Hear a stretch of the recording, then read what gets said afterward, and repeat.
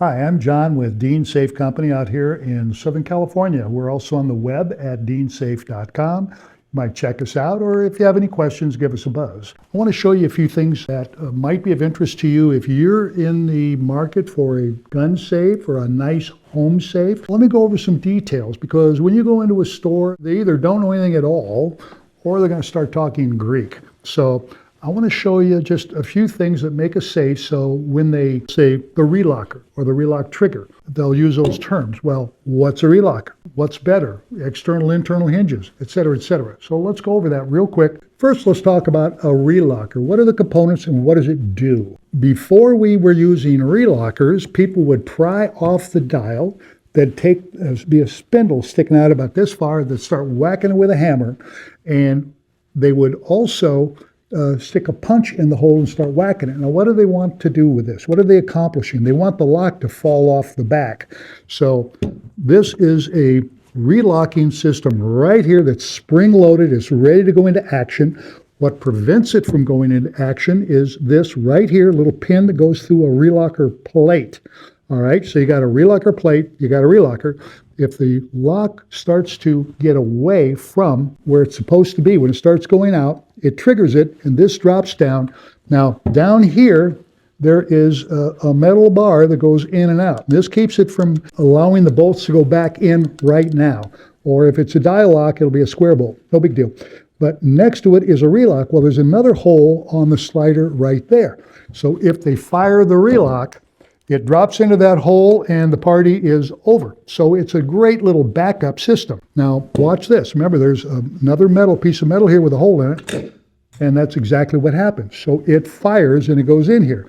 So it's a redundant system. The old safes, it was pretty easy to get into. Now it's getting harder and harder. Now you have to drill the safe. Not that that's impossible, but you can. And we're going to talk about hard plate in just a minute. The hard plate's job is to make the lock more difficult to drill. So in this case, here's the lock, here's the hard plate, and this is the front of the safe where you'll see your dial or your keypad. Now, this particular hard plate is interested. Almost all hard plates are hardened one way or another. This is Rockwell 60, I believe, and it's done flash hardening, so it is like an Oreo cookie. It's hard on the outside, it's soft on the inside. So when you're drilling it, you find you're going through hard, soft, hard, hard, soft, hard, hard, soft. It's a real pain. It's a very effective system. It's also interesting that we had to weld this plate in here because otherwise it just fall out. This would be the door. But it's a floating hard plate, so it moves around, makes it a little tougher to punch, makes it tougher to do a lot of stuff. But that's the hard plate. Now let's move on. I want to show you a couple of other items. Okay, now this is a Fort Knox. Now they're all a little different because this is a high-level Fort Knox, but you can see there's a lock. There is the relocking plate. It has several different mounting areas in a relock plate. Here is your relocker. Now this goes into a wheel that in order to open the safe up, it must turn. But what you don't see is there's a little hidden notch back here where it goes into. And then that freezes the bolt works, and it's really tough. Now, there's another thing to kind of keep an eye on here, because these guys will fool you. You see a little wire coming across here, then coming down here, and then follow that wire all the way down to the bottom, and you'll be able to see an additional relocker. Here it is right here. They keep screwing around with it.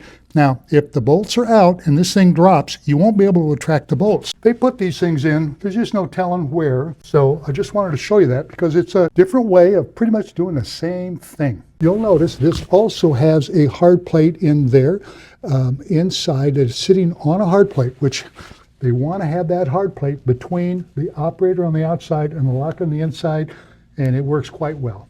Let's talk about hinges for a moment. If your store only sells external hinges, you're going to find 100 reasons why everybody needs external hinges. If your store sells internal hinge safes, you're going to find 100 reasons why those are the best. We sell both. I don't care. But let me show you the differences because there are some significant differences. Now, here is an AMSEC, a 60/30 kind of a safe. You'll notice it has external hinges. Good looking unit, right? Got all the nice trim and everything. Now we open it up, everybody, oh, well, just saw the hinges off. It'll fall off. Nah, it doesn't work. Look at the back here. These are bolts. These are out all the time. Some are movable bolts. Some are fixed bolts. Does it matter? Not really. But you'll notice that if this other safe wasn't here, I'd be able to open this door up 180 degrees, giving you full access to the interior. That's pretty handy. So that means we've got a lot of room to get things in and out, and we always buy safes that are too small for us. So a safe that offers 180 degree opening is pretty cool, as long as you don't have it in a closet or someplace that restricts it. But it's just fine the way it is. Now let's take a look at a safe that has internal hinges, and they make a good case for internal hinges here.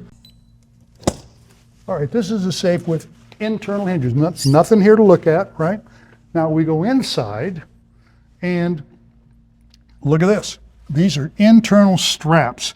Now, by the way, there are lugs instead of bolts, which is fine. Lugs work just fine.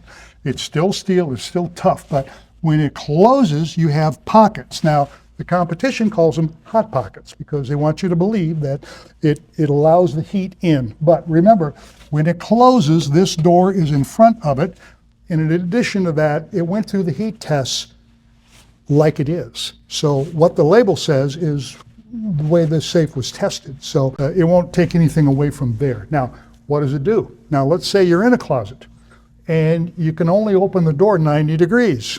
Well, this helps pull the door out of the opening.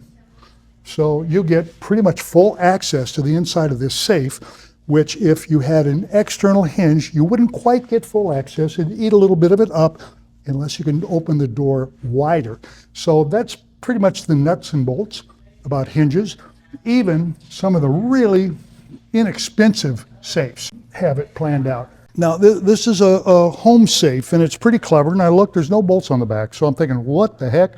Well, look at the door actually extends beyond the frame, so it's back there. So when you close it, the part of the door is sitting back here. Well, that's going to be a toughie to pry open.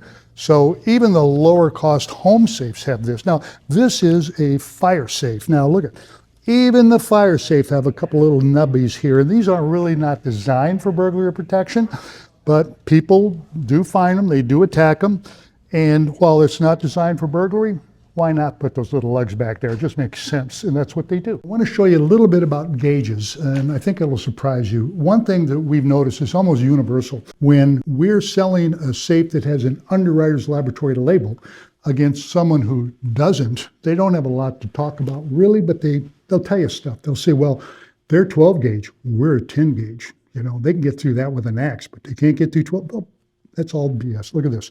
Here is 12, and here is 10 gauge. Now, is there a difference? You bet. Is it major? Not really. It has a lot more to do with how the safe is engineered, how it's put together, how the metal's bent, how it's welded together, etc., etc., etc. It goes on and on and on. Now, are there thicker safes? Sure. These are a couple of puppies. This is 1/4 inch and 7 gauge. So I think 7 gauge is 3/8, but I'm not sure. But is there a difference? You bet. Now, do you start noticing the difference? Yep, it shows up in weight, cost, and even more. But it doesn't make for a worse safe. It can't hurt it one bit.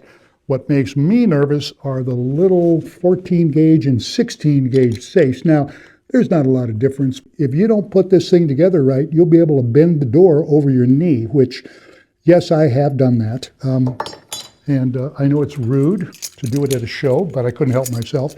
And we have a little gauge here. I don't know how easily you can center in on this, but generally, the larger the number, the thinner the steel. So if you see something that's 16 gauge, remember that's pretty thin.